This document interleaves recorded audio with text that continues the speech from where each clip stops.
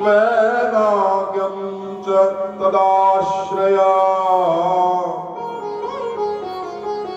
पारीक्षेत उपाख्यानम्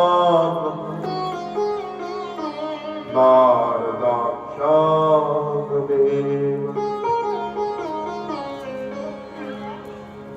हे शौनक जी, सबसे पहले हमने श्रीमद् भागवत का महात्म्य सुना।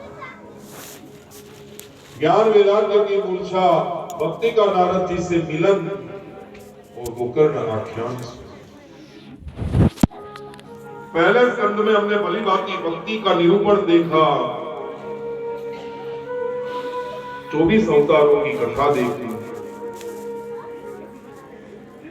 महाभारत की कथा देखी, नारद जी का पूर्व चरित्र देखा, व्यास भगवान का असंतोष देखा, कुंता चरित्र, भीष्म चरित्र देखते देखते पांडवों का निर्वाण देखे, परीक्षित का जन्म और परीक्षित को कलयुग को स्थान देते देखा और परीक्षित को श्राप मिला। ये कथा हमने प्रथम स्कंद में सुनी। दूसरे स्कंद में हमने सुखदेव जी और परीक्षित राजा का मिलन कथा का प्रारंभ, सबसे पहले आसन सिद्धि, भगवान के सूक्ष्म और स्थूल दर्शन का वर्णन और परीक्षित महाराज के विविध प्रश्नों से।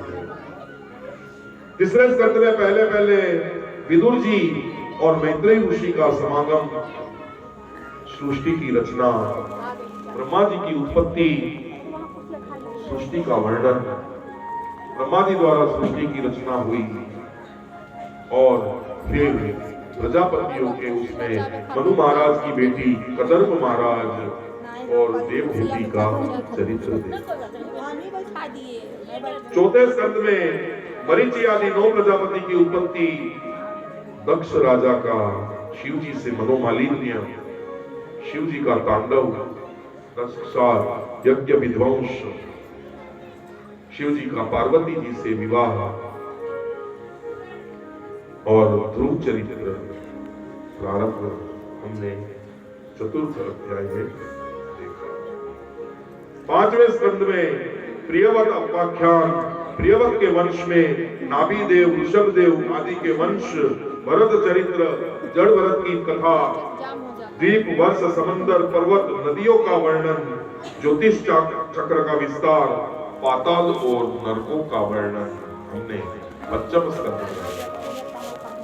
षष्ठम स्कंद में हमने नाम का विषय देखा, अजामिल उपाख्यान देखा, प्रचेता का चरित्र देखा, दक्ष की उत्पत्ति, दक्ष पुत्रियों की संतान प्राप्ति और देवता, असुर, मनुष्य, पशु, पर्वत सबकी उत्पत्ति और परम गति का विषय।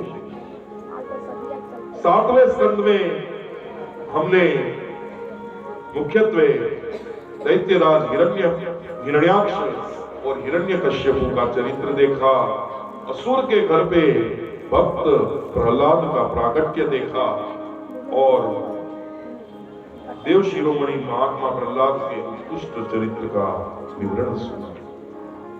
आठवें स्कंद में मुख्यत्वे हमने सब मनवंतरों की कथा, गजेंद्र मोक्ष, मनवंतर होने वाले भगवान विष्णु के अवतार, कूर्म, मत्स्य, वामन, धन्वंतरी, हैग्रीव और अमृत पाने के लिए देवता और दानवों के बीच में समुद्र मंथन की कथा हमने 8वें स्कंद में सुनी।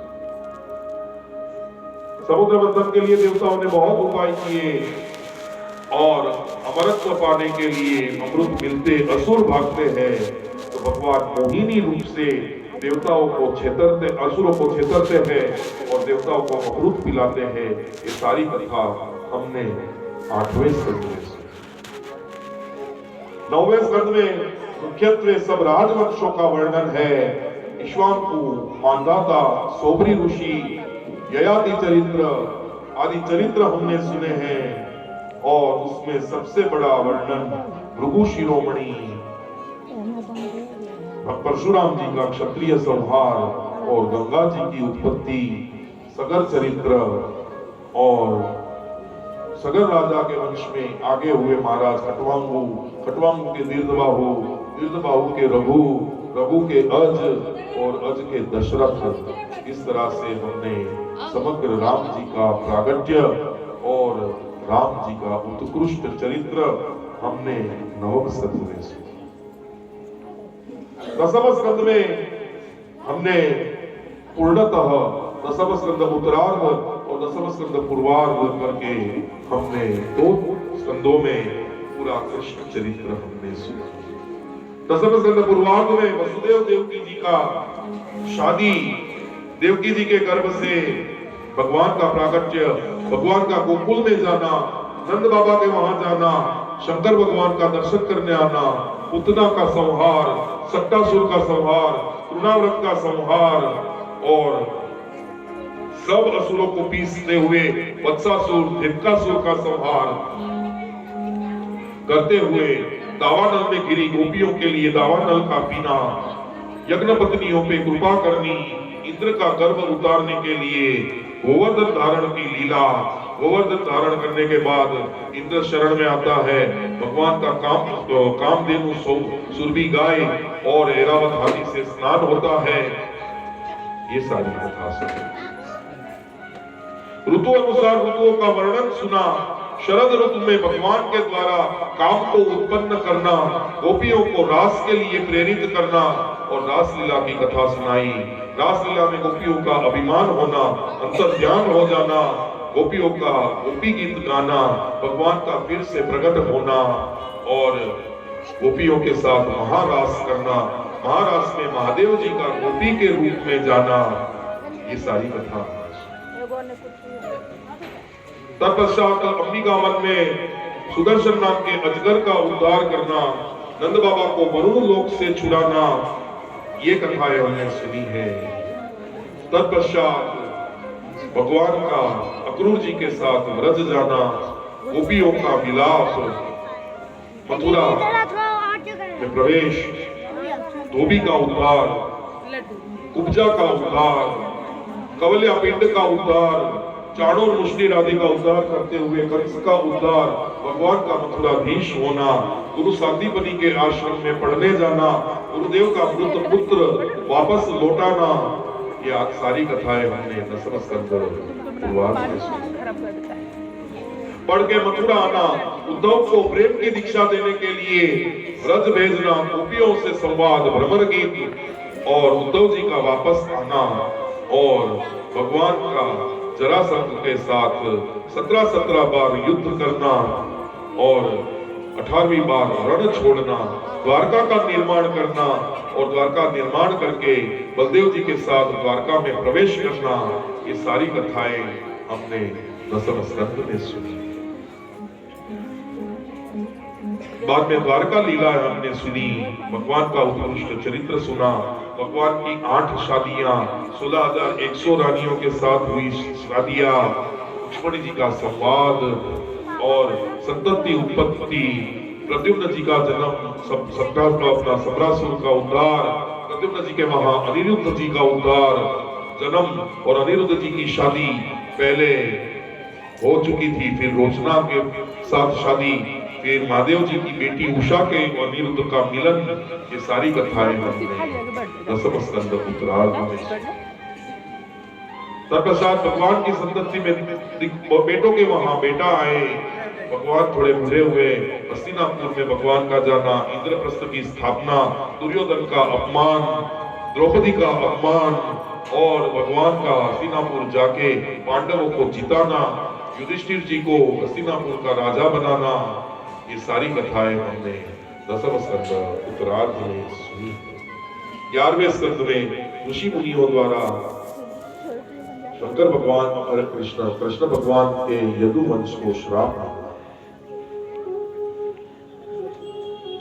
मुसल को समंदर में बहाना, मछली का मुसल के टुकड़े को निगल जाना, भगवान सदाम नमन की तैयारी करना, उद्धव और भगवान का संवाद, उद्धव गीता, भगवान का स्वधाम नमन जाना, ये सारी कथाएं हमने 11वें स्कंद में सुनी।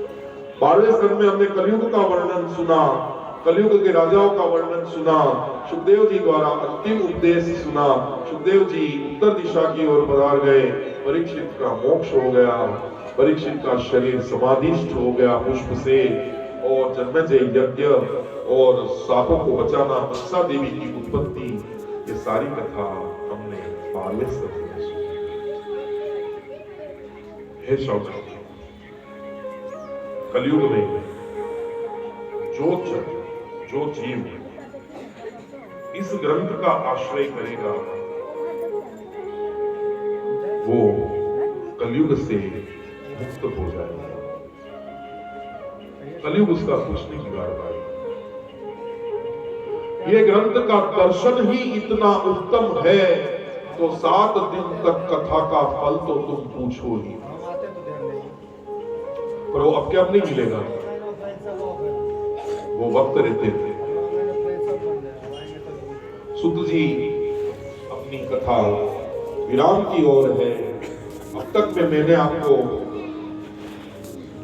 17,995 श्लोक तक की कथा सुनाई।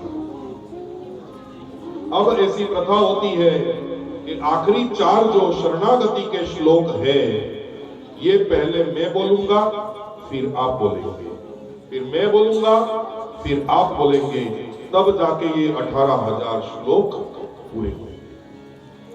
तो पिछले बुधवार से जो मेरी व्यासपीठ मुखर हुई है, विवार से श्रीनाथ जी बाबा बना रहे हैं आप लोगों के बीच में और आपको ये कथा सुना रहे हैं। आखिरी 4 श्लोक प्रेम से। नमस्तस्मै भगवते वासुदेवाय साक्षिणे यः इदं कृपया कस्मै व्यासचक्षे मुमुक्षवे योगीन्द्राय नमस्तस्मै शुकाय ब्रह्मरूपिणे संसार सर्वद्रष्टव्यो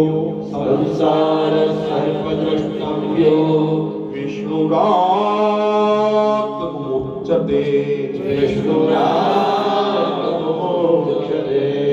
मवे मवे यथा भक्ति पादयोस्तव जायते तथा कुरुष्व देवेश नाथस्तन्नो यतः प्रभो नाम संकीर्तनं यस्य सर्वपाप प्रणाशनं प्रणामो दुःख शमनस्तं नमामि हरिं परम्।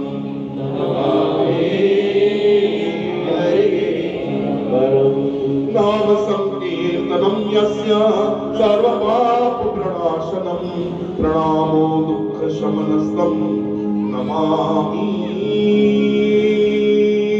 हरिं परम्। इति श्रीमद्भागवत महापुराणे वैयासिक्यं नाम 18सहस्र्यां पारमहंस्यां संहितायां 12 स्कन्धेन 13 अध्याय श्री कृष्णा इति श्री अष्टसहस्रो श्रीमद्भागवत 12 स्कंद संहिता परिपूर्णं श्री भागवतं श्री कृष्णार्पणस्तु। त्वदीयस्तु गोविंद तुभ्यमेव समर्पये।